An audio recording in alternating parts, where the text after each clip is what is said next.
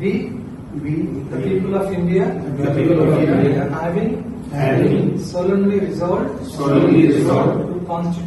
to constitute India into a sovereign, socialist, secular, democratic republic, and to secure to all its citizens justice, social, economic, and political.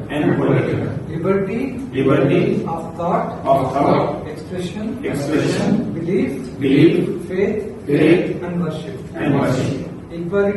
Equality of status and of opportunity, and to promote among them all fraternity, assuring the dignity of the individual and the unity and integrity of the nation.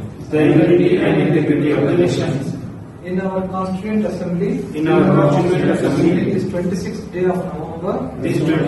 of November, 1949, do hereby adopt, enact, and give to ourselves this Constitution.